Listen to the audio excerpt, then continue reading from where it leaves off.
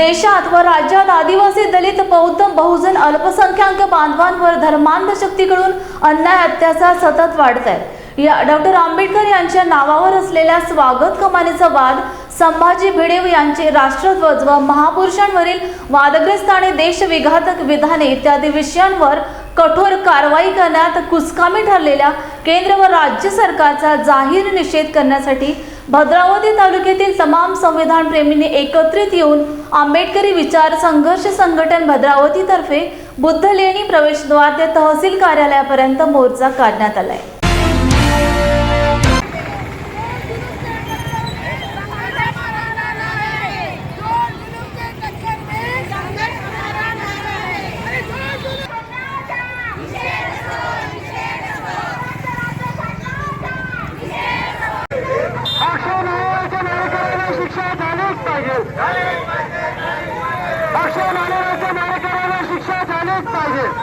अल्पसंख्याक लोकांवर जाणीवपूर्वक जे अन्याय अत्याचार होत आहेत त्याच्या विरोधामध्ये सरकारने आत्तापर्यंत कोणताही ठोस निर्णय घेतलेला नाही आणि हे सरकार त्या ठोस निर्णय घेण्यामध्ये कुठेतरी कुचकामी ठरलेले आहेत। म्हणून या कुचकामी ठरलेल्या केंद्र आणि राज्य सरकारचा जाहीर निषेध करण्यासाठी आज आम्ही सर्व इथे एकत्रित होऊन नागमंदिर चौक ते तहसील कार्यालय भद्रावती इथे तहसीलदारांमार्फत देशाचे पंतप्रधान आणि सोबतच राज्याचे मुख्यमंत्री यांना निवेदन देण्याकरिता आमच्या मागणी मान्य करून घेण्याकरिता येथे उपस्थित झालेलो आहोत आणि येथून या बहुसंख्याच्या संख्येने आम्ही एकत्रित हा मोर्चा तहसील ऑफिसवर घेऊन चालले।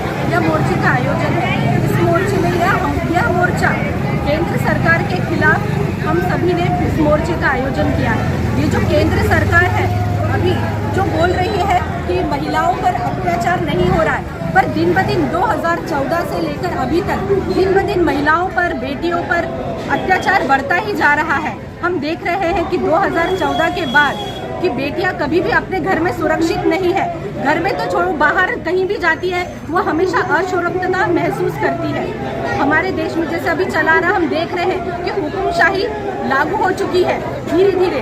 बिल्किस बानो शाहू बाबासाहेब आंबेडकर विचारधारेला मानणारा सर्व वर्ग एकत्रित होऊन इथे SC, ST, OBC आणि मुस्लिम समाज एकत्रित होऊन ह्या निषेध मोर्चाचं आयोजन केलं। त्याचं कारण हे आहे, आज देशपातळीवर किंवा राज्यातसुद्धा महिलांवर असो किंवा कुठल्याही अत्याचार वाढून राहिले। मणिपूरसारखी घटना देशात हादरून टाकणारी आहे। अशा घटनेचा निषेध करण्यासाठी एक विचारधारा बनत चालली आहे ह्या देशात का बहुजनाला कसं दाबण्यात यावं, बहुजनाला अत्याचार अन्याय करून त्याचा फायदा जे घेऊन राहिले, जो पक्ष घेऊन राहिला किंवा जे जातीवादी ज्या संघटना आहेत त्या संघटनेच्या मार्फत काही विशिष्ट समाजाविषयी द्वेष निर्माण करण्याचा प्रयत्न होत आहे आणि त्या प्रयत्न करत असताना ते जातीवादी दंगल घडवण्याचा प्रयत्न करत आहेत। त्या दंगली घडवणाऱ्या लोकांना शासन झाले पाहिजे आणि त्यांना कठोर शिक्षा झाली पाहिजे।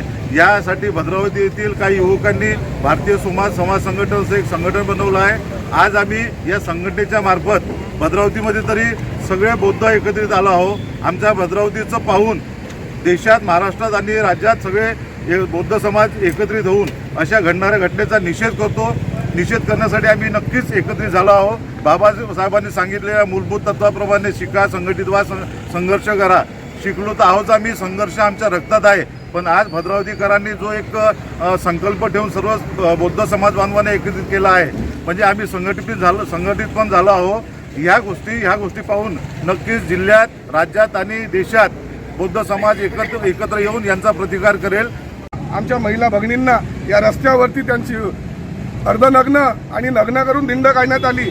त्या गोष्टीसाठी आज आम्हाला अशा हा काळा ड्रेस परिधान करून इथे निषेध करण्याची वेळ आली आहे। कारण हे सरकार आमच्या कुठल्याच माय बहिणीला न्याय देण्याच्या प्रयत्नात नाही आहे। शिवाय या देशाचं राजकारण कशा पद्धतीने ढवळण्यात येईल आणि या देशामध्ये कशा पद्धतीने दंगली घडवण्यात येत आहे, या गोष्टीसाठी हे सरकार आता तयार झालेलं आहे आणि यांना हिंदू राष्ट्राची जी निर्मिती करायची आहे त्या राष्ट्राच्या निर्मितीसाठी हे लोक असे छोट्या मोठ्या कृत्य करून आमच्या या बहुजनांवर या अल्पसंख्याकांवर आणि इतरत्र छोट्या मोठ्या समूहाच्या समाजावर हे लोक अन्याय अत्याचार करत आहेत आणि त्याच्यामुळे आमच्या भद्रावतीतील आंबेडकरी विचार संघर्ष संघटनेच्या माध्यमातून आज इथे आम्ही तीव्र निदर्शनं आणि मोर्चाच्या स्वरूपामध्ये या भद्रावतीतील संपूर्ण आंबेडकरी जनता एकवटली आहे आणि या गोष्टीसाठी येणाऱ्या काळामध्ये सुद्धा आम्ही पुन्हा या रस्त्यावर उतरू अशी मी ते ग्वाही देतो आणि आमच्या या समाजाला या राज्य शासनाने सरकारने केंद्र सरकारने त्वरित या मोदी सरकारने न्याय द्यावा अशी मी इथे मागणी करतो आणि आमच्या या मोर्चाचं स्वरूप अत्यंत भयानक आहे कारण आमच्या या आजच्या मोर्चामध्ये भद्रावतीतील संपूर्ण आंबेडकरी जनता तसंच मुस्लिम समुदाय त्यासोबतच आदिवासी समुदाय हा संपूर्ण समुदाय आमच्या सोबत आहे आणि त्यामुळे येणाऱ्या काळामध्ये आम्हाला जर आमच्या माय भगिनींना जर न्याय मिळाला नाही तर हे खूप मोठ्या प्रमाणात आम्ही या जिल्हा स्तरावर आंदोलन करू. काही दिवसापूर्वी पाचोरा जिल्हा वर्धा येथील पत्रकार संदीप महाजन यांच्यावर जीवघेणा हल्ला करण्यात आला होता. आज राज्यभर ठिकठिकाणी याचा निषेध करण्यात आला. त्याचाच एक भाग म्हणून हल्लेखोरांवर कडक कारवाई व्हावी या मागणीसाठी कोल्हापूर प्रेस क्लबच्या वतीने जिल्हाधिकारी कार्यालयासमोर निदर्शने करून निवासी उपजिल्हाधिकारी संजय तेली यांना निवेदन देण्यात आले.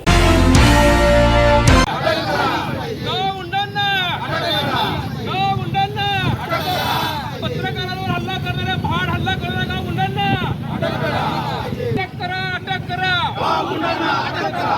करा, अटक करा.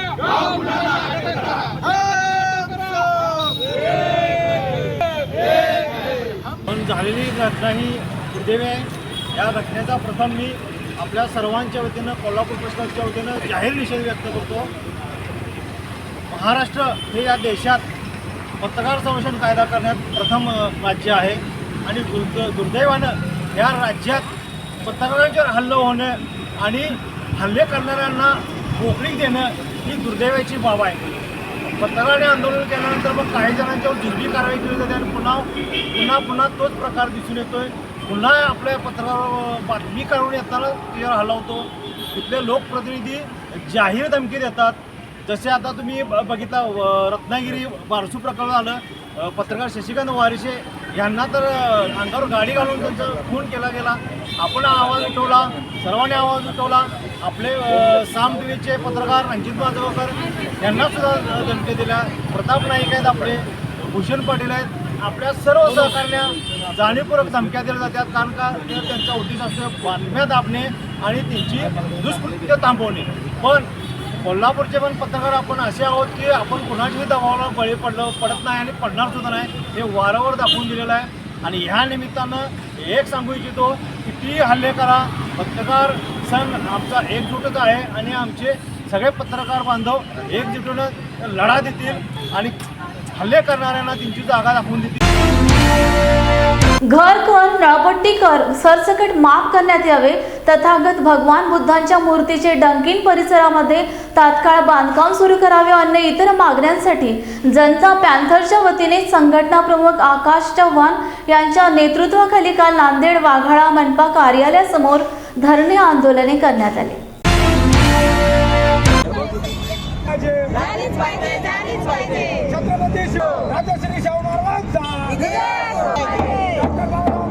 महानगरपालिका प्रशासनाने नांदेड शहरामधील कवठा, आसरजन, खोब्रागडे नगर आणि तसेच शहरी भागामध्ये मनमानी घरपट्टी आणि नळपट्टी या ठिकाणी लादलेली आहे आणि ही मनमानी घरपट्टी या ठिकाणी लादलेली कमी करण्यासाठी आम्ही आज या ठिकाणी धरणे निदर्शनाचा कार्यक्रम आयोजित केलेला आहे आणि जोपर्यंत महानगरपालिका प्रशासन घरपट्टी आणि नळपट्टी कमी करत नाही तोपर्यंत आमचा हा तीव्र लढा चालू राहणार आहे.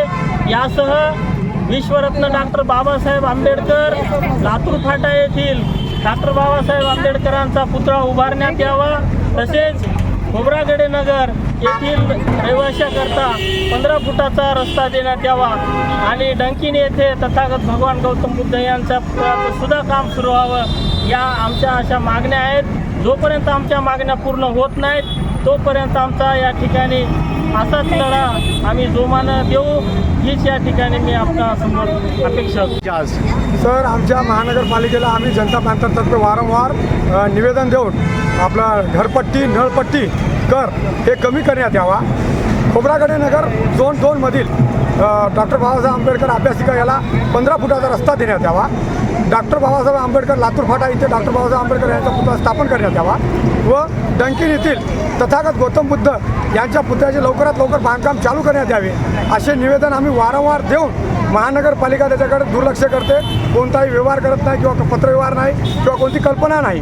या अनुषंगाने आम्ही वारंवार अर्ज देऊन आता थकून गेलो आहोत. त्यामुळे आज आम्ही इथं धरणे आंदोलन महानगरपालिकेसमोर करत आहोत. तुमच्या मागण्या मान्य झाल्यानंतर काय पुढचं पावलं असणार आहे? आमच्या मागण्या मान्य नाही झाल्या तर आम्ही विराट स्वरूपाचा मोर्चा करायच्या तयारीत आम्ही आहोत.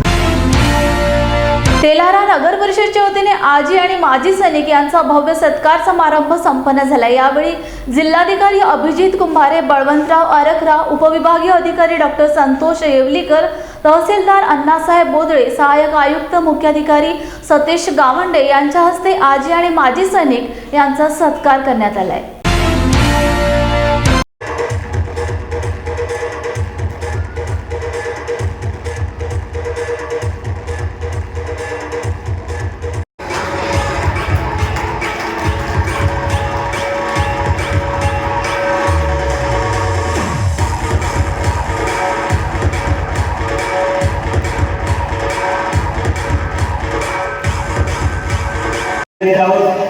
आणि भारत देश एक जागतिक महासत्ता बनण्याच्या वाटेवरती आहे.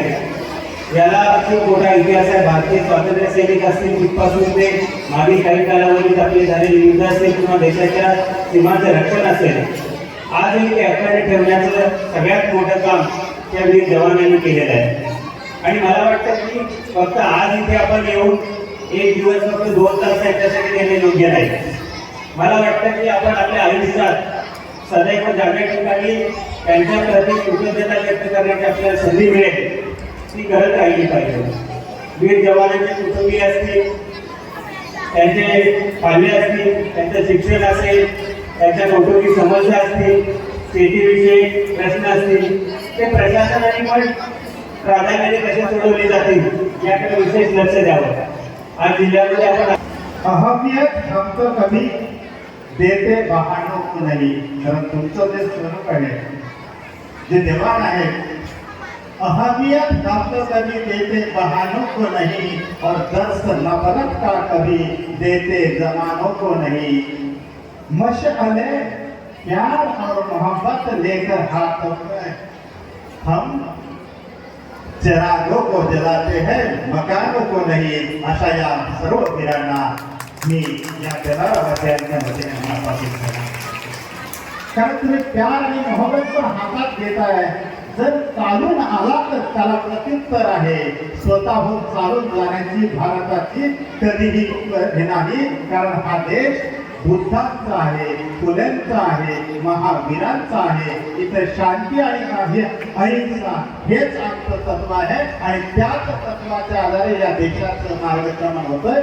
म्हणून गेल्या 75 वर्षात ही जी प्रगती केली त्या प्रगतीचे सर्व आपण साक्षीदार आहात आणि त्याच पोटी ह्या मिट्टीला नमन. ही तेल्हारा नगरी किंवा तेल्हारा तालुका यालाही एक ऐतिहासिक पार्श्वभूमी आहे. याही ठिकाणी ब्रिटिशांचं आणि मराठ्यांचं एक युद्ध झालेलं आहे सिरसोली या ठिकाणी आणि त्याही ठिकाणी शहीद झालेल्या सर्व वीरांना आम्ही विनम्र अभिवादन करतो. आदरणीय जिल्हाधिकारी महोदय हे या ठिकाणी उपस्थित झालेले आहेत आणि मला या ठिकाणी 2 मिनिटं बोलण्याची संधी दिली त्याबद्दल मी आपला आभार व्यक्त करतो. हुआ बहू? माँ, पाइल्स की बहुत तकलीफ हो रही है. तो तुम गुदरोग सर्जन के पास क्यों नहीं गई? देखो, जैसे हार्ट के लिए हार्ट स्पेशलिस्ट, ब्रेन के लिए ब्रेन स्पेशलिस्ट, तो पाइल्स के लिए पाइल स्पेशलिस्ट क्यों नहीं? स्त्री हो या पुरुष, टॉयलेट में तकलीफ केवल पाइल्स ही नहीं और भी कई प्रकार के गुदरोग तथा कैंसर भी हो सकता है. इसीलिए इसकी प्रत्यक्ष जांच जरूरी है. ठीक है माँ, पर जांच के लिए हम जाएंगे कहाँ? वही काले आयुर्वेदिक पाइल्स हॉस्पिटल में. लेकिन माँ, प्रेगनेंसी में पाइल्स की दवाइयाँ? प्रेगनेंसी में आयुर्वेदिक दवाइयाँ सुरक्षित होती है. जनहित में जारी काले आयुर्वेदिक पाइल्स हॉस्पिटल, औषधि चिकित्सा तथा सर्जरी ट्रीटमेंट उपलब्ध. हमारा पता उमरेड रोड, दिघौरी बस स्टॉप के पास, नागपुर. अधिक जानकारी के लिए वेबसाइट पर जाएं kalepailshospital.com. मुंबई येथे आपल्या मागण्यांच्या पूर्ततेसाठी 300 ते 400 समता दूतांनी पुणे येथील बार्टी कार्यालयापासून मुंबई येथील मंत्रालयापर्यंत लाँग मार्च काढला. बघूया लाड बुद्ध टीव्हीची ही खास रिपोर्ट. जय भीम. सध्या मी उभा आहे मुंबईच्या आझाद मैदानमध्ये. या ठिकाणी माझ्या मागे तुम्ही कित्येक लोक बसलेले बघू शकता. हे आपल्या मागण्यांसाठी आले आहे. नेमकी यांची मागणी काय हे आपण जाणून घेण्याचा प्रयत्न करूया. तत्पूर्वी तुम्हाला काही गोष्टी सांगायच्या आहे की हे पुण्यापासून वाशीपर्यंत पायी चालत हे लोक लाँग मार्च करत आलेले आहेत. यांचे मुद्देही तेवढेच गंभीर असावेत. त्यामुळे ते इतका लांबचा प्रवास 9 ऑगस्टपासून सुरू केलेला तो आजतागायत सुरू केलेला आहे आणि आज पोलिसांनी त्यांना अरेस्ट करून इथे आणलेला आहे. आपण त्यांच्याशी संवाद साधण्याचा प्रयत्न करूया की नेमकं कशासाठी ते आलेले आहेत. सर, सर्वप्रथम आपलं नाव सांगा. माझं नाव संजय गुजर. मी समतादूत म्हणून बीड येथे काम करत आहोत आणि 9 मार्चपासून आम्ही या ऑगस्ट क्रांती दिनापासून या क्रांती मोर्चामध्ये सहभागी झालेलो आहोत. आमच्या मागण्या अशा आहेत की आम्ही गेले 9 वर्षापासून अतिशय कमी अशा मानधनावर काम करत आहोत आणि आमचं बार्टी आणि समाज कल्याण यांच्या ज्या योजना आहेत तळागाळापर्यंत पोहोचवण्याचं काम आम्ही या मानधनावर करत आहोत. तर शासनाने 9 वर्षापासून आमची कसल्याही प्रकारची दखल घेतलेली नाही. आम्हाला कसल्याही प्रकारचा वेतनवाढ दिलेली नाही आणि यामुळे आम्ही हा लाँग मार्च काढलेला आहे आणि आमचं जे समायोजन करण्यासाठी आम्ही हा लाँग मार्च करत आहोत. नेमकं या लाँग मार्चमुळे मुख्य मुद्दे तुमचे काय आहेत? कुणाविरोधात तुमचा नेमका आक्रोश आहे? नाही, आपली जी भूमिका जी आहे ती या शासनाला मी सांगू असं इच्छितो की मुळातच सामाजिक न्याय विभागाची जी स्थापना झालेली होती ती मागासवर्गीय समाजाच्या उन्नतीसाठी झालेली आपणास दिसून येते. प्रत्येक वर्षी या महाराष्ट्र सरकारच्या अंदाजपत्रकामध्ये, ज्याला वार्षिक आपण अंदाजपत्रक तयार म्हणतो, बजेट म्हणतो, त्याच्यामध्ये या मागासवर्गीय समाजासाठी मोठ्या प्रमाणात निधीची तरतूद केली जाते. परंतु वर्षाच्या शेवटी असं आपल्याला दिसून येतं की याच्यातील अखर्चित जो निधी आहे तो किती कोटीमध्ये असलेला आपणास दिसून येतो.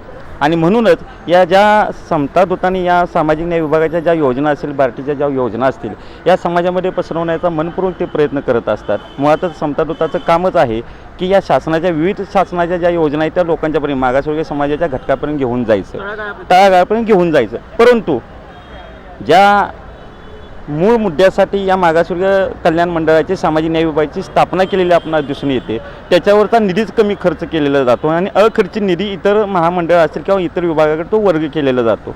आमचं मत असं आहे की या सामाजिक न्याय विभागाकडे आमचं काम आहे फक्त या लोकांच्या ज्या योजना आहेत त्या लोकांच्यापर्यंत घेऊन जायचं, परंतु डायरेक्टली आपण प्रत्यक्षदर्शी त्यांना आपण लाभ देऊ शकत नाही. समतादूत हा गेली 9 वर्षापासून तालुका स्तरावरती काम करतो आहे. महाराष्ट्रामध्ये 342 या महाराष्ट्रामध्ये सध्या 342 समतादूत काम करत आहेत प्रत्येक तालुक्याला. आमचे जे कार्यक्षेत्र आहे हे त्या तालुक्यापुरतं मर्यादित असलेलं आम्हाला सांगू इच्छितो. हे 153 किलोमीटर अंतर सर चालून आलेले आहेत. निश्चितच आमच्या या कार्याची किंवा आमची जी मागणी आहे ही मागणीची महाराष्ट्र शासनानं आदरणीय शिंदे साहेबांनी दखल घ्यावी अशी भूमिका आम्ही व्यक्त करतो. नक्की शिंदे साहेबांनी याची दखल घ्यावी हे महत्त्वाचा यांचा मुद्दा आहे. पण त्याचबरोबर इतका लांबचा प्रवास पायी चालत येणं आणि 9 ऑगस्टपासून येणं, किती लोक नेमके सहभागी आहे त्याच्यात ते पण सांगा आणि सोबतच मुख्य मागणी आणि कुणाच्या विरोधात नेमकं हे आंदोलन आहे त्याबद्दल जरा सविस्तर रूपाने सांगा. जय भीम. पहिल्यांदा हे सांगू इच्छितो की आमची कुणाच्या विरोधात अशी शासन असेल बार्टी प्रशासनावर मागणी नाही. आमची मागणी आमच्या अधिकाराबाबत आहे. कारण का आमची मागणी रास्त आहे. 11 तारखेला सचिवांच्यावर बैठक झाली होती.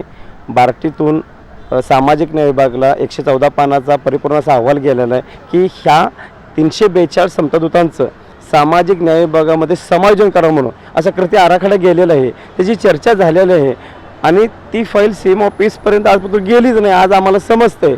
दुर्भाग्य की आज धन्यवाद देतो की तुम्ही मीडिया कव्हर करताय, परंतु आम्हाला अशी परिस्थिती आली की आमची कोण दखल घेते का नाही, शासन स्तरावर दखल घेतली नाही. 342 पैकी आमचे 50 महिला पुरुष मेडिकल प्रॉब्लेम असले घरी राहिले. 300 लोक आमची इथं आमच्याबरोबर दररोज असायचे. कधी 200 असे, त्यातले 100 लोक महिला पुरुष असतील, काही दिव्यांग आहेत, काही मेजर प्रॉब्लेम आहेत. अशा खट्ट परिस्थितीतून कधी आम्हाला साधी शासनाकडून मेडिकल ॲम्ब्युलन्स भेटली नाही, कधी भेटायची कधी मिळायची नाही. आमच्या स्तरावरती आम्ही त्या लोकांना दवाखान्यात ॲडमिट करून त्याची स्वखर्चाने सोय केलेली आहे. एवढ्या क्रिटिकल कंडिशनमधून काही लोक आम्ही रिटर्न पाठवले आणि आज तुम्हाला जो मॉब दिसतोय हे रिटर्न जाऊन काही रिटर्न आलेले आहेत आमच्याबरोबर. एवढ्या खडतरपासून जिथं भेटेल तिथं आम्ही खायचं अशा म्हणजे आजारपणातून दिवस काढत आज शासन आमची दखल गेली, उद्या गेली, हे गेल. परंतु आमचे या महाराष्ट्रातल्या सरकारला माननीय मुख्यमंत्री शिंदेसाहेब असतील, उपमुख्यमंत्री देवेंद्र फडणवीस साहेब असतील, उपमुख्यमंत्री अजितदादा असतील, यांना आमची विनंती आहे कळकळीची, आमच्याकडे लक्ष द्या. आमची एवढीच मागणी आहे की आम्हाला समायोजन करून तालुकास्तरीय ऑफिसला दर्जा देऊन समायोजन करून न्याय देऊन आम्हाला हे करावं त्यांनी, एवढीच मागणी आहे आमची. न्यायाच्या प्रतीक्षेत हे समतादूत इथे आहेत. मला एक सांगा की आपण पुण्यापासून निघालात, वाशीपर्यंत आला, तिथून पोलिसांनी तुम्हाला इथं आणलं अशी माहिती मिळते. काय नेमकी खरी माहिती आहे ते सांगा, आणि त्याच्याबद्दल बरोबरच ही माहिती आम्हाला हवी आहे की नेमकं या संपूर्ण प्रवासामध्ये किती लोक सहभागी होते, कशा पद्धतीने तुम्हाला प्रॉब्लेम्स आले त्याबद्दल जरा सांगा. जय भीम. माझं नाव सतीश सोमकर. मी नागपूर जिल्ह्यामध्ये समतादूत म्हणून काम करतोय. सर्वप्रथम मी लाडबुद्धा TV चॅनलचं या ठिकाणी धन्यवाद व्यक्त करतो. आपण या ठिकाणी आलात आणि आमचं म्हणणं ऐकून घेतात आणि आमच्या मागण्या आपल्या माध्यमातून आपण शासन स्तरावर पोहोचवणार आहात, त्याबद्दल पुन्हा एकदा धन्यवाद. आम्ही खऱ्या अर्थाने आपल्याला खरं सांगायचं तर या डॉक्टर बाबासाहेब आंबेडकर संशोधन आणि प्रशिक्षण संस्था बार्टी या संस्थेचे आम्ही समतादूत म्हणून तालुका स्तरावर काम करतोय. महाराष्ट्र शासनाचा जे सचिव आहेत आदरणीय भांगे साहेब यांनी आम्हाला स्वतः ते बोलतात की भारतीय सामाजिक न्याय विभागाचा समतादूत हा कान नाक डोळा आहे. अनुसूचित जाती व वंचित प्रवर्गासाठी लोकांसाठी तुम्ही काम करता, हे सर्व बार्टी प्रशासन आणि मंत्रालय प्रशासन यांनी आम्हाला मान्य केलं आहे. परंतु आमची जी समायोजनेची मागणी आहे हे आम्ही 2015ला बार्टीमध्ये आम्ही बार्टीच्या मुख्य आस्थापनेवर आम्हाला घेतलं गेलं होतं. तेव्हा बार्टीचे महासंचालक सन्माननीय परिहार सर यांच्या नेतृत्वामध्ये समतादूत म्हणून आम्हाला बार्टी आस्थापनेवर या ठिकाणी आमची नियुक्ती झाली. त्यानंतर आम्हाला आमची जशी नियुक्ती झाली त्या नियुक्तीच्या तारखेपासून 3 महिन्यानंतर 15% आम्हाला पगारवाढ मिळणार होती. तर ते 15% आम्हाला पगारवाढ मिळाली नाही. त्यानंतर आम्हाला 1.5 वर्ष कंटिन्यू केल्यानंतर 11 महिने आमचे झाल्यानंतर पुन्हा आम्हाला त्यांनी 6 महिन्याचा चान्स दिला. अशा पद्धतीने आम्ही बार्टीत आस्थापनेवर काम करत होतो. नंतर बार्टीने आम्हाला बाह्य स्रोतमध्ये आम्हाला कन्वर्ट केलं, ब्रिक्स इंडिया कंपनीच्याकडे आम्हाला केलं आणि त्यावेळेस आमचं मानधन 14,000 रुपये त्यांनी ठरवून दिलं. त्यातले 12,000 PF कटून आमच्या खात्याला 12,500 रुपये इतकं मानधन येतं. मग सुरुवातीला जेव्हा आम्ही बार्टीच्या आस्थापनेवर होतो तेव्हा आम्हाला सरसकट 13,000 रुपये मानधन मिळत होतं. त्याच्यामध्ये 200 रुपये सेवा टॅक्स करत होता आणि मग आम्ही कॉन्ट्रॅक्टकडे गेलो. आमचं मानधन म्हणजे 14,000 ठरवण्यात आलं आणि 12,500 आमच्याकडे आलं. मग आता 2015 पासून तर आज 2023 आहे. या 9 वर्षामध्ये आम्हाला 9 रुपये आमची पगारवाढ झाली नाही. आणि अनुसूचित जाती प्रवर्गाच्या लोकांसाठी आम्ही तळागाळात जाऊन आम्ही काम करतोय आणि शासनाने आमची अजूनपर्यंत दखल घेतली नाही.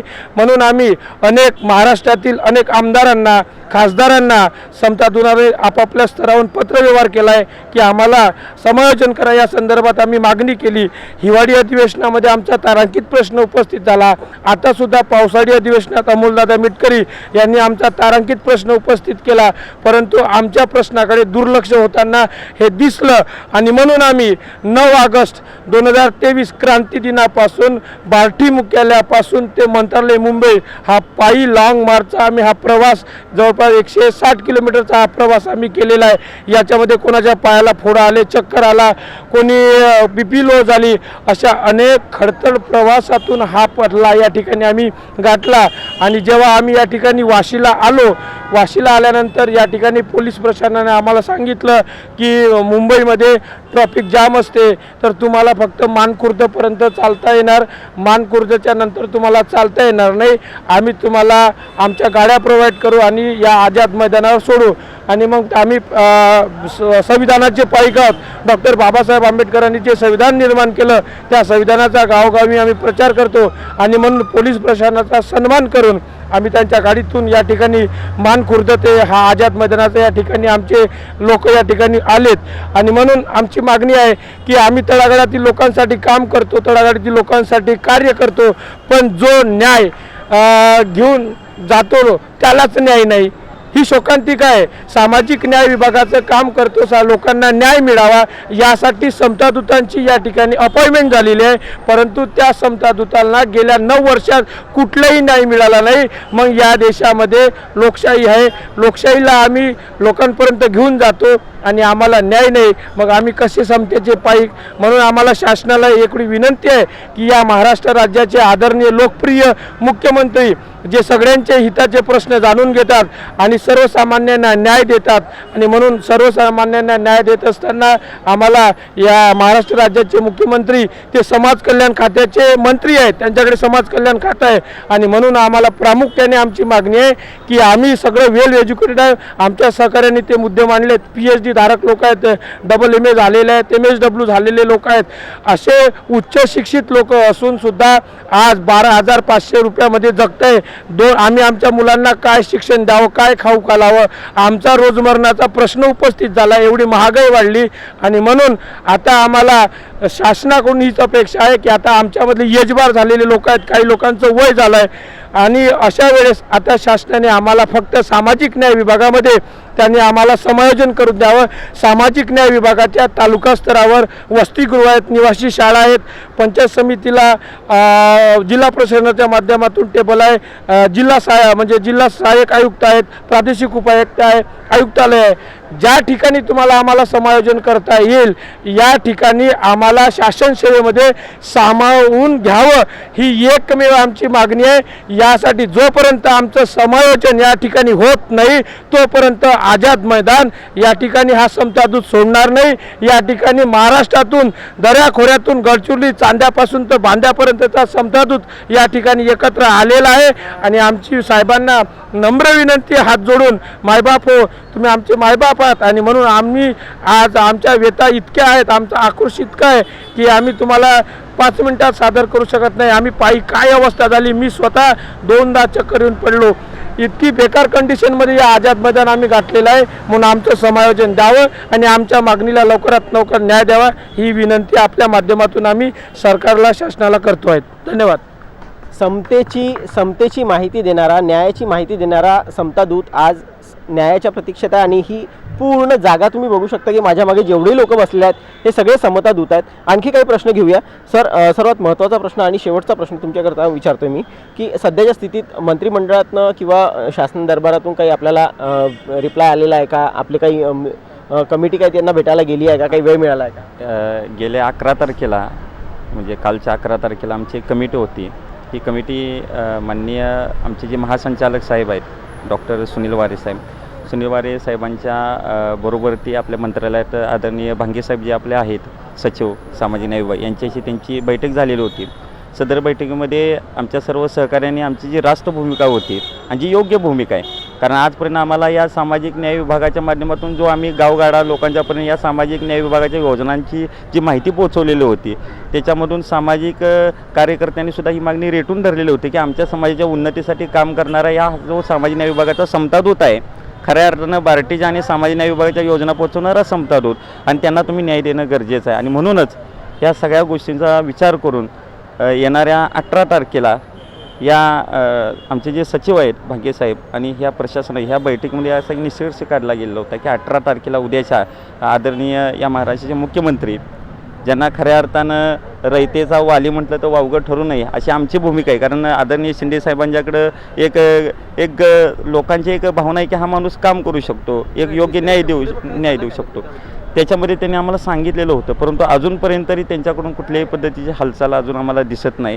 आम्ही वाट पाहतोय की उद्या आमची भेट होईल. एक आशा आहे आम्हाला की उद्या एक ठरल्याप्रमाणे आमची एक चर्चा होईल. चर्चेची पहिली फेरी 11 तारखेला झालेली आहे. 18 तारखेला आम्ही CMचीच आम्ही मागणी धरतोय, कारण माझे सहकारी सोमकोर सरांनी सांगितलं की जे सामाजिक न्याय विभागाचा जो मंत्री जो आहे ते खातं तेच मुख्यमंत्री, म्हणून आम्हाला CMची भेट पाहिजे आणि CMची भेट आणि नक्की आम्हाला मिळेल अशी एक अपेक्षा आम्ही व्यक्त करतोय. आणि उद्या त्या प्रश्नामध्ये एक चांगलं फलित निघेल की ज्या खऱ्या अर्थाने या मागासवर्गीय समाजाच्या उन्नतीसाठी काम करणाऱ्या समता दूतांना आदरणीय शिंदेसाहेब पर्यायाने हे शिंदे सरकार न्याय देईल अशा पद्धतीची भूमिका, अशा पद्धतीची आग्रही भूमिका आम्ही मांडतोय. आणि तुम्ही तुमच्या या चॅनलच्या माध्यमातून तुम्ही जो आमचा आवाज या सरकारपर्यंत पोहोचवलेला आहे त्याबद्दल तुमचंही आम्ही मनपूर्वक आभार मानतो. जय हिंद, जय भारत, जय समता. तर मित्रांनो, तुम्ही बघू शकता की माझ्या मागे जे समता दूत आहेत हेच समता दूत ते आहेत जे समाजामध्ये तळागाळापर्यंत संविधानाची माहिती पोहोचवतात, त्यातल्या त्यात समतेची माहिती पोहोचवतात, न्यायासाठी तुम्ही कसे पात्र आहात याच्या संदर्भात माहिती पोहोचवतात. पण आज यांनाच न्यायाची गरज आहे. आज यांनाच संपूर्ण जागेमध्ये यांच्या मागण्या रास्त मागण्या म्हणून घेण्यासाठी शासनाच्या दरबारापर्यंत यावं लागलं, पायी चालत यावं लागलं आणि तो प्रवास यांना पुण्यापासून तर मुंबईपर्यंत करावा लागला आणि या संपूर्ण प्रवासामध्ये त्यांना त्यांचे हालही झाले. पण आज पोलीस विभागामार्फत त्यांना इथे गाड्यांमधून आणलं गेलं वाशीपासून आणि आता ते इथे बसले आहेत आणि यांचा निर्धार आहे की जोपर्यंत याच्या रास्त मागण्या पूर्ण होत नाही तोपर्यंत हे इथेच बसून राहतील आणि आपल्या मागण्या धरून ठेवतील आणि शासन दरबारी आपल्या माहिती पोहोचवण्यासाठी पुरेपूर प्रयत्न करत राहतील. Cameraman स्वराजसह Nilesh Farkade, Lord Buddha टीव्हीसाठी. नरहर कुरुंदकर प्रगत अध्ययन व संशोधन केंद्र नांदेडच्या वतीने मुंबई येथील राज्यशास्त्राचे व्यासंगी अभ्यासक व ललित लेखक प्राध्यापक अविनाश कोल्हे यांचे भारतीय राज्यघटनेची ऐतिहासिक पार्श्वभूमी एक आकलन या विषयावर जाहीर व्याख्यानाचे आयोजन करण्यात आले होते. प्राध्यापक अविनाश कोल्हे, मुंबई. कुठल्याही आज समजून घ्यायचं असेल तर काय समजून घेतलं होतं म्हणजे मग उद्या काय होईल याचा अंदाज बांधतो. त्या दृष्टीने घटना कशी बनत गेली, त्याच्यामागं काय ऐतिहासिक धागेदोरे होते, कुठल्या कुठल्या टप्प्यावरती इंग्रजांनी वेगवेगळे कायदे करून भारताचं प्रशासन, भारताचं राजकारण याच्यावरती प्रभाव टाकला, आकार आणला, काही प्रमाणात त्याला अटकाव केला, ह्याचा हा आढावा म्हणजे हे भाषण होतं. सर, भारतीय संविधान बदलण्याची भाषा होती पुन्हा पुन्हा या देशामध्ये, याबद्दल काय सांगाल आपण? नाही, कसं आहे, भारतीय संविधान बदलायची भाषा ही काही तशी अयोग्य नाही. बाबासाहेबांनीच 4 घटना दुरुस्ती केली. त्या घटना दुरुस्ती याला काही आक्षेप असण्याचं कारण नाही. आधी दुरुस्त्या काय आहे, त्याचं स्वरूप काय आहे हे चर्चेला येऊ द्या, मग त्याच्यात भूमिका घेता येईल ना. असं नेहमीच होतं. 2000 साली सुद्धा वाजपेयी सरकारने जाहीर केलं होतं व्यंकटचलय आयोग नेमू आणि भारतीय घटना त्या पुनर्विचार करू. आयोग बसला, अहवाल दिला, त्यातल्या चांगल्या गोष्टी घेतल्या, ज्या योग्य वाटल्या नाही किंवा कालोचित वाटल्या नाही त्या बाजूला ठेवल्या. तर घटना बदलण्याचा ही भाषा गोंधळात टाकणारी. जोपर्यंत काय बदलायचं आहे, कसं बदलणार ह्याची चर्चा येत नाही ना. तर आता मी निघालो तू कुठे चाललो सांग ना. मुंबईला चालला, पुण्याला चालला, कलकत्ताला चालला, नुसतं मी तर निघून जाणार आहे. ही गोलमाल भाषा.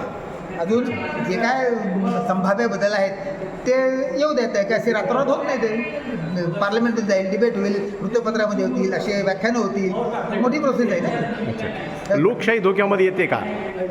नाही, तेच म्हटलं की हे कसं अजून सूर्य उगवलेलाच नाही आणि त्याच्या आधीच तुम्ही सुरुवात केली आहे. आधी जे काय अपेक्षित आहे सरकारला, कोणत्याही सरकारला, ते त्यांना काय म्हणायचं हे जोपर्यंत आपल्यासमोर येत नाही, त्यामुळे लोकशाही धोक्यात आहे का लोकशाही सबळ झाली हे भूमिका घेता येईल. सर, लोकशाहीच्या अभ्यासकांना किंवा भारतीय संविधान अभ्यासकांना काय सांगाल आपण? नाही, माझं सांगणं की नेहमी शांत डोक्याने विचार करा. सरकारला सरकारची बाजू मांडून द्या, ती समजून घ्या आणि मग त्याच्यावर टीका करा. म्हणजे डोंट प्रीजज द सिच्युएशन. कोणाचंच, ह्या सरकारचं नाही, कुठल्या सरकारचं, ओव्हरऑलच देशामध्ये मी उभा राहिलो बोलायला, मला माझं बोलणं पूर्ण करू द्या, मग तुम्ही आक्षेप घ्या त्याच्यावर. आज जसं झालं मी बोलणं, मग काही लोकांनी त्याच्यावर मतदान केलं. मला बोलणं पूर्ण न होऊ देता जर अडथळे केले असते तर दॅट इज अनडेमोक्रॅटिक. ते लोकशाही विरोधी. काय लोकशाहीमध्ये पेशन्स लागतो, शांत डोकं लागतं. हुआ बहू? उमा, पाइल्स की बहुत तकलीफ हो रही है तो तुम गुदरोग सर्जन के पास क्यों नहीं गई? देखो, जैसे हार्ट के लिए हार्ट स्पेशलिस्ट, ब्रेन के लिए ब्रेन स्पेशलिस्ट, तो पाइल्स के लिए पाइल स्पेशलिस्ट क्यों नहीं? स्त्री हो या पुरुष, टॉयलेट में तकलीफ केवल पाइल्स ही नहीं, और भी कई प्रकार के गुदरोग तथा कैंसर भी हो सकता है. इसीलिए इसकी प्रत्यक्ष जांच जरूरी है. ठीक है माँ, पर जांच के लिए हम जाएंगे कहाँ? वही काले आयुर्वेदिक पाइल्स हॉस्पिटल में. लेकिन माँ, प्रेगनेंसी में पाइल्स की दवाइयाँ? प्रेगनेंसी में आयुर्वेदिक दवाइयाँ सुरक्षित होती है. जनहित में जारी काले आयुर्वेदिक पाइल्स हॉस्पिटल, औषधि चिकित्सा तथा सर्जरी ट्रीटमेंट उपलब्ध. हमारा पता उमरेड रोड, दिघौरी बस स्टॉप के पास, नागपुर. अधिक जानकारी के लिए वेबसाइट पर जाएं kalepailshospital.com. केंद्र सरकार देशात कायदा आणि सुव्यवस्थेबाबत अनेक वल्गना करीत असले तरी देशातील कायदा आणि सुव्यवस्थेला तडे जात आहेत. मणिपूर येथील घटनेचे देशभरात पडसाद उमटत आहे, तर महाराष्ट्रातही भिडे नामक व्यक्ती महापुरुषांबाबत विचित्र वक्तव्य करून राज्यात अशांतता निर्माण करण्याचा प्रयत्न करीत आहे. राज्य सरकारही भिडेंची पाठराखण करीत आहे असा आरोप करीत आज वर्धा जिल्ह्यात 1 दिवसीय आत्मक्लेश आंदोलन वर्धा जिल्हा राष्ट्रवादी काँग्रेसच्या वतीने करण्यात आला. एक देशपातळीवरचा मणिपूर राज्यात जे महिलांची नग्न धिंड काढली त्याच्याने देशाची अब्रूच चव्हाट्यावर आली आहे. बलाढ्य देशाची एक जगातला सर्वात बलाढ्य लोकशाहीचा देश म्हणून गणला जातो आणि त्या देशात आपल्या लोकशाहीची अक्षरशः लक्तरे या नग्न दिंडेने महिलेच्या नग्न दिंडेने काढण्यात आलेल्या आहे आणि त्याच्यात शासनसुद्धा सहभागी होतं आणि व्यवस्था जी आहे शासन सांभाळाची पोलीस यंत्रणा वगैरे हे सुद्धा त्याच्यात सहकार्य करत होतं. ही अत्यंत निंदनीय आणि लाजीरवाणी बाब आहे. त्यामुळे हा मणिपूर मुद्द्याच्यासाठी प्रामुख्याने या लाक्षणिक उपोषणाचं आयोजन केलं आहे. दुसरा मुद्दा आहे महाराष्ट्रात एक असामाजिक तत्व म्हणून संभाजी भिडे आहे जे असामाजिक वक्तृत्व करतात आणि समाजात भेद निर्माण कसा होईल आणि प्रति मणिपूर उद्या महाराष्ट्र पेटेल असे वक्तव्य करत असल्यामुळं उद्या महाराष्ट्राचाही मणिपूर होऊ नये ही भीती आज सामान्य नागरिकाच्या मनात झालेली आहे. तर याही गोष्टीचा याही असामाजिक तत्वाचा आपण निषेध करतो आहे. तिसरा प्रामुख्याने मुद्दा आहे शेतकरी मुद्दा आहे. तो शेतकरी मुद्दा पूर्ण छत्रपती शिवाजी महाराज सन्मान योजना म्हणून जे फडणवीस असताना दिली होती त्याच्यात अनेक अटी टाकून एवढी चाळणी लावली की मुख्यतः जो शेतकरी ज्याच्यासाठी एक योजना होती ती त्याच्यापर्यंत पोहोचणारच नाही अशी व्यवस्था केली गेली होती आणि त्याच्यात 8.5 लाख शेतकरी या कर्जमाफीपासून वंचित राहिली. ज्याच्यासाठी देण्यात आली त्याला ती भाकर मिळाली नाही आणि आत्महत्यापासून परावृत्त करायसाठी हे केलं पण वास्तविकता उलटं झालं. आणखी त्याला परावृत्त केला गेला आहे. हे महाराष्ट्रात 8.5 लाख आहे पण वर्धा जिल्ह्यात 8,500 आहे. 6.5 लाख महाराष्ट्रात आहे आणि 8,500 वर्धा जिल्ह्यात त्याचे शेतकरी त्या कर्जमाफीपासून वंचित राहिलेला आहे. हे 3 प्रामुख्याने मुद्दे आहे. पीक विमा योजनेत ICICI लोंबार्डनी अमाप पैसा कमावला आणि मूळ शेतकऱ्याला ज्याचं नुकसान झालं त्याला काहीही मिळालेलं नाही आहे. तो मुद्दा आहे आणि खत औषधी आणि बी बियाणे याची जे दरवाढ वाढलेली आहे ती याच्या प्रमाणात उत्पन्नाचं उलट शासनानं आयात करू त्याचे भाव पाडले आहे आणि इकडे बी बियाण्याचे भाव वाढले आहे. हा शेतकरी मेटाकुटीला आल्याशिवाय राहणार नाही.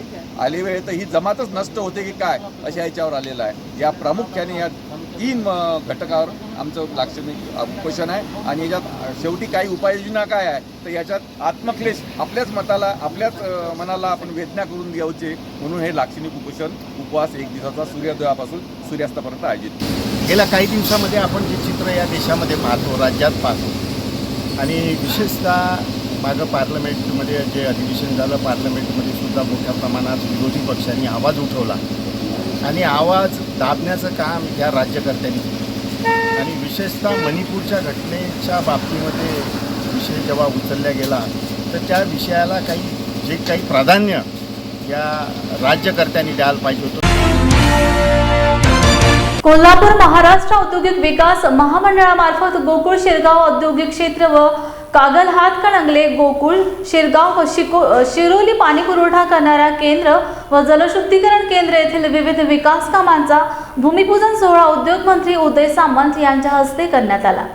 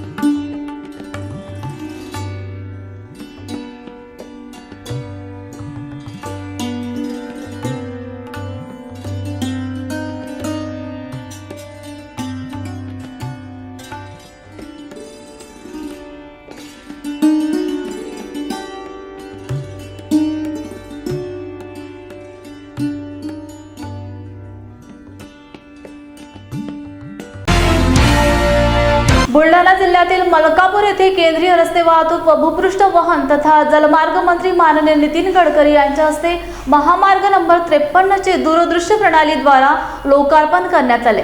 चिखली रणथंब ते नांदुरा बायपास हा चौपदरी महामार्ग 45 किलोमीटर लांबीचा असून 800 कोटी रुपये लागतीने निर्माण झालाय.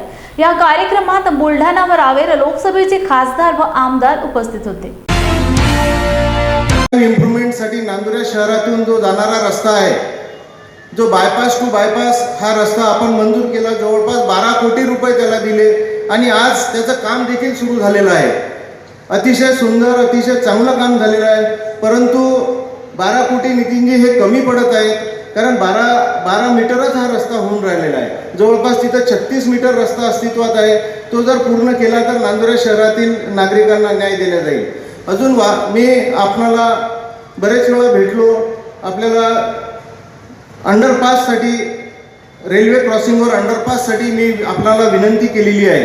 मी या संदर्भात अंडरपाससाठी मी या विधानसभेत लक्षवेधीसुद्धा मांडली होती. लक्षवेधीचं उत्तर असं आलं होतं की मी आता तिथं फ्लायओव्हर ROB मंजूर करण्यात येत आहे. नितीनजी, नांदुरा शहराचं जवळपास 70,000 लोकवस्तीचं गाव आहे. तिथून व्यापार फार चांगला आहे नांदुरा शहराचा. जर फ्लायओव्हर ज्या शहरातून घेतलेला आहे, ROB जिथं झालेला आहे, तिथं नितीनजी व्यापारावर अनिष्ट परिणाम झालेला आहे. म्हणून मी आपणाला विनंती करतो की तिथं ROBच्या ऐवजी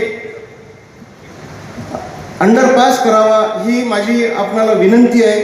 नितीनजी, ज्यावेळेस अटलजी प्रधानमंत्री होते त्यावेळेस तुमच्या माध्यमातून प्रधानमंत्री ग्राम सडक योजना ही या देशाला आपल्या मार्फतच देण्यात आलेली आहे. मी आपल्याला विनंती करतो की इथं हा आमचा ग्रामीण भागातला शेतकरी वर्ग आहे. अशीच एखादी योजना आखा आणि शेतीला जोडणारा हा रस्ता झाला पाहिजे, यासाठी एखादी योजना आपण आपल्या कल्पनेने मांडा आणि ती मंजूर करून घ्या, अशी आपल्याला विनंती करतो आणि थांबतो. आणि येता जाता सगळे आमदार खासदार माझ्याकडे तक्रार करत होते. सगळे कामं रद्द करणं, कोर्टात जाणं, लँड ॲक्विजिशन करणं, फॉरेस्ट एन्व्हायरमेंट क्लिअरन्स करणं, याच्या अनेक अडचणी होत्या. पण या सगळ्या अडचणीवर मात करून आज या रस्त्याचं लोकार्पण होत आहे, याचा मला अतिशय आनंद होतो आहे आणि मी आपल्या सगळ्यांचं मनापासून अभिनंदन करतो.